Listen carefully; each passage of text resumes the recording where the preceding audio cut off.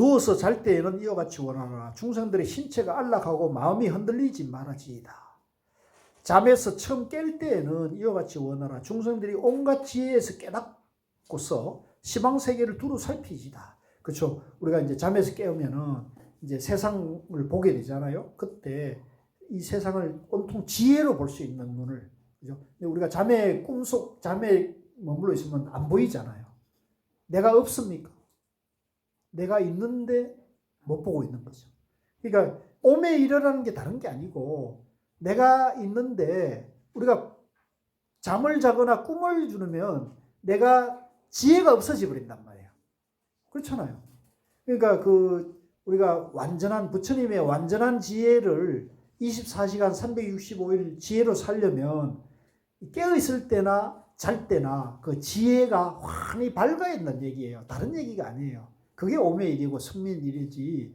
그걸 참 공부가 이제 잘 이해를 못해서 그러는 건데, 내가 이제 마지막으로 하나 말씀드리면, 이제 그 유튜브에 보면 그런 얘기를 해놨어요. 잠잘 때는 잠자고 깨어 있을 때는 깨어 있는 건데 어떻게 잠잘 때 공부가 되냐는 말을 하는데, 이제 그리고 아까 이제 우리 박사님 말씀하신 것처럼 이제 동정이려 화두가, 이제 동정이려는 아시죠? 예, 깨어 있을 때나, 그러니까 움직일 때나 좌복위에 앉아 있을 때, 고요에 앉아 있을 때나 걸어갈 때나 화두가 끊어지지 않게 일념이 된 상태, 지속된다는 얘기가 동정이려고요. 그 다음에 잠을 자는데 꿈을 꿨는데 꿈에서도 공부가 되는 것을 몽중이려라 그래요. 이건 여러분들이 반드시 명심을 해야 돼요. 꿈에서도 공부가 되는 거죠. 그 다음에 이제 숙면이려 내지는 오매이려, 자나 깨나 이려하다는 것은 공부가 이제 동정에도 이려가 되고, 그 다음에 몽중에도 삼매가 지속되면서 밤낮 없이 삼매 상태가 지속되는 걸 말하는 거예요. 화두 일념이 지속되는 걸 말하는 거죠. 이걸 오매이려, 자나 깨나 이려하다는 걸 말하는 거거든요. 그러니까 이 정도 공부가 돼야 부처가 될 수 있다는 얘기를 하는 거란 말이에요. 그러니까 부처님이 아무나 되는 건 아니잖아요. 안 그렇겠습니까? 그러니까 번뇌망상이 이대로 있는 상태에서 부처가 된다는 건 말이 안 되는 거 아닙니까? 그러니까 부처님은 이제 완전한 인격자, 그죠? 완전한 지혜, 생사의 괴로움을 영원히 해탈하는 분이니까 일체의 분별심으로부터 밝아져야 된다는 말이에요. 그러려면 우리 공부가 우리 의식에서 밤낮 없이 공부가 되는 정도가 되어야 된다는 얘기고요. 요걸 현대 심리학에서는, 이제 현대 심리학은 우리가 이렇게 깨어있을 때 의식을 육식의 의식이라 그러고, 잠잘 때 꿈을 꾸는 의식을 우리가 잠재의식이라 그러잖아요. 들어보셨죠? 꿈이 왜 꾸느냐면 잠재의식의 발로라 그래요. 꿈을 심리학에서는. 꿈이 그냥 오는 건 아니잖아요. 꿈은 잠재의식이 드러나고 있는 거죠. 그 다음에 잠잘 때 의식은 그럼 뭐냐면 무의식이라 그래요. 무의식 세계. 그러니까 잠잘 때도 우리 뇌파를 검사해 보면 뇌가 움직이고 있다는 거예요. 그죠? 그래서 우리가 이제 잠잘 때 의식, 꿈꿀 때 의식, 평상시 의식이 다르잖아요. 그러면 부처님은 깨달으면 어떻게 하냐면, 이 깨어있을 때 의식만으로 부처가 될 수 있겠어요? 그건 안 돼요. 꿈꿀 때 사탄 짓을 하고 꿈꿀 때 욕망을 추구하면 부처라 할 수 있겠어요? 안 된단 말이에요. 그러니까 깨어있을 때도 당연히 의식이 정화가 돼 있어야 되고, 꿈꿀 때도 의식이 깨끗해져 있어야 되고, 잠잘 때도 그런 미세망상이 없어야 된단 말이죠. 이해되시죠? 그런 의식, 무의식, 잠재의식을 완전히 정화한 걸 우리가 부처라 그러고, 모든 번뇌가 소멸됐다는 거란 말이에요. 이거는 과학적으로도 맞는 얘기예요. 근데 이거를 부정하는 그거는 이제 그분이 공부가 짧은 거죠. 공부가 부족한 거예요. 그거는 이제, 그 공부가 잘못된 게 아니고, 자기가 공부를 잘 못 보고 있는 것이고, 그 다음에 이제 그걸 세 가지 관문 때문에 오늘날 조계종에서나 한국불교에 깨달은 자가 못 나온다는 얘기를 하는데, 그렇지 않아요. 그런 경계를 투과한 사람도 있고, 제가 뭐 누구라고 얘기하면 좀 그렇지만은, 뭐 적어도 제가 봤을 때는 우리 종정을 지낸 진제스님 같은 분은 이제 본인이 이제 그 확철대오 했다고 인가도 받으셨고, 또 그분은 상당히 사실은 공부가 아주 깊은 분이라는 것을 저는 이제 그렇게 보고 있습니다. 또 고우스님께서도 그렇게 말씀하신 부분이 있고, 그렇기 때문에 없는 건 아니에요.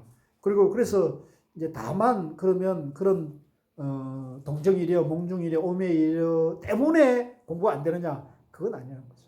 누구든지 그런 공부로 가야 되는데 이제 그런 공부 풍토가 안 갖춰져 있으니까 그런 공부길을 가는 사람이 별로 없는 거죠. 그래서 우리가 지금 해야 될 일은 뭐냐면 누구든지 깨달음으로 가려면 누구든지 자기 안에 분별망상을 자꾸 비우되 우리가 공부가 동정에 이래야 되고 몽중에 이래야 되고 오매에 이래한 방향으로 갑시다. 이렇게 되면 너도 나도 그 길을 가게 되잖아요. 그러면 이제 도인이 많이 나오겠죠. 근데 지금 그런 공부 풍토가 안 돼 있기 때문에 그런 것이요. 그래서 이제 괜히 그렇게 열심히 공부한 사람 뒷다리 잡지 말고 다리 걸지 말고 자기 공부 자기대로 가고 그렇게 하는 사람은 그렇게 가도록 응원을 해야지.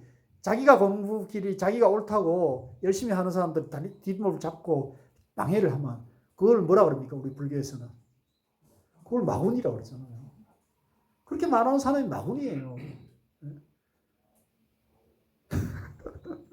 그래서 또 하나 이제 거기서 하나 좀 말씀드릴 것은 그러면 이제 동정이려, 몽중이려, 오매이려가 요게 단계별로 가야 되느냐? 이것도 아니에요. 그것도 이제 그분이 오해하고 있는데 그래서 이제 고우 스님께서 그 성철 스님께 그걸 물어봤대요. 당신이 이제 그 여러분 그건 아시죠? 고우 스님이 젊었을 때는 도노점수 공부를 해서 깨쳤다고 생각했다가 그죠?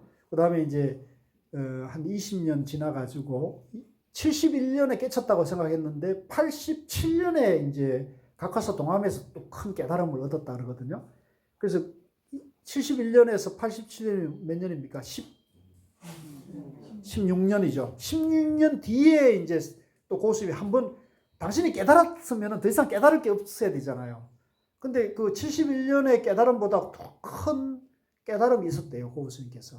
그래서 이게 뭐지? 이렇게 된 거예요. 나는 전에 견성했는데 도노했는데 이건 또 뭐지? 이래가지고 이제 당신이 이제 남 눈치 보이니까 견성했다고 생각했으니까 남이 돼 갖다 물어볼 수는 없고 자존심 상하니까 시중에 나와 있는 이제 성철 스님 설림 공양 총서라든가 민족사의 깨달음 총서 같은 걸 몽땅 구해다 놓고요. 그걸 한 권 한 권 다 살피면서 의록과 경전을 검토를 하면서 당신의 견처를 다시 점검했는데 보니까 성철 스님의 선문정로에 답이 딱 나와 있더라고요.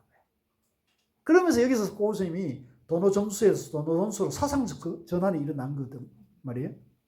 그렇게 사상 전환이 일어나고 보니까 이제 그러고 난 다음에 성철 스님 보니까 예전에 보는 당신하고는 완전히 다른 거죠. 그래서 이제 그 성철 스님 어떤 일이 있어가지고 성철 스님을 뵐 기회가 있어서 이제 갔을 때 마침 잘 됐다 그래가지고 물었대요. 성철 스님. 스님, 육조 단경에 보면 동정이려, 몽중이려, 오매이려라는 말이 안 나오는데 스님께서는 왜 오매이려를 그렇게 강조하십니까? 이렇게 얘기하니까 이제 아까 제가 말씀드린 그 얘기를 하셨다는 거예요. 그게 내 얘기가 아니고 그 내 얘기가 아니고 태고 스님도 오매이려를 얘기했고 나홍 스님도 얘기했다. 우리나라 조사들 중에 태고 스님, 나홍 스님은 선의 기준이 되는 분이잖아요. 그러니까 그 우리나라 그 조사들도 얘기했고 그 다음에 이제 가나선을 만든 대종고 스님도 오매이를 얘기하고 있고 또 소녀를 지은 고봉 스님도 오매이를 얘기를 하고 있고 그 다음에 거기 원호국권 선사라 벽암록을 지은 원호국권 선사나 그 스승인 오조 보변샘 선사도 오매이를 얘기하고 있다. 이게 내 얘기가 아니다고. 모든 조사들의 일관된 얘기다라고 얘기하시는 거죠. 답이 됐죠. 그러니까 이게 성철 스님 주장이 아니 그 사람이 지금 그것도 그분이 공부가 짧은 거야. 태국 의록도 안 보고 나무 의록도 안 보고 대스님의 서장도 제대로 안 본 분이에요. 그분들은 참 그러니까 내가 너무나 안타까운 거예요. 좀 제대로 공부를 해야지 비판하려면 안 그러면 구업 짓고 마구니 된다니까요. 그리고 또 하나는 이제 이제 고우 스님이 또 질문을 했대요. 그러면 스님 그 상관을 차례제로 해야 됩니까? 이렇게 물었대요. 그러니까 이제 성철 스님이 뭐라고 대답했냐? 그건 아니다고. 육조 스님 같이 육조 스님은 이제 오매이려 이런 얘기를 안 했으니까 육조 스님 같이 상근기는 법문을 듣고 그 자리에서 바로 깨친다고. 그러니까 오매이려, 동정이려, 몽중이려를 그냥 한 방에 바로 도노 찰나 깨침을 할 수가 있다고. 그거는 사람의 근기와 수행력에 딸린 문제다 이렇게 얘기했다는 거죠. 이해되시죠? 그러니까 공부가 빠른 사람은 한 방에 그냥 바로 도노할 수가 있는 거고, 우리같이 공부가 짧은 사람은 동정이려도 해야 되고 동정이려 다음 단계인 꿈에서도 화두가 돼야 되고, 그 다음에 이제 자나깨나 화두가 일념이 돼 있어야, 그래야 번뇌를 없을 거 아닙니까? 이해되시죠?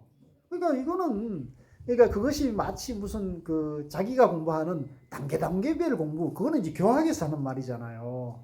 자기가 교학 공부를 하고 있으니까 교학의 입장에서 선을 지금 해석하고 있는 거거든요. 그래서 이제 동경이려, 몽중이려, 오매이려를 교학의 입장 속에서 이제 그걸 말하는 것은 잘못된 것이다. 그래서 이제 선은 선의 입장에서 봐야 되고, 선을 바로 알려면 조사의록에 대한 공부를 제대로 해야지, 조사의록도 제대로 안 본 분이 교학의 자기의 눈높이에서 선을 보면은 그건 절대 손으로 하늘을 가린 격이거든요.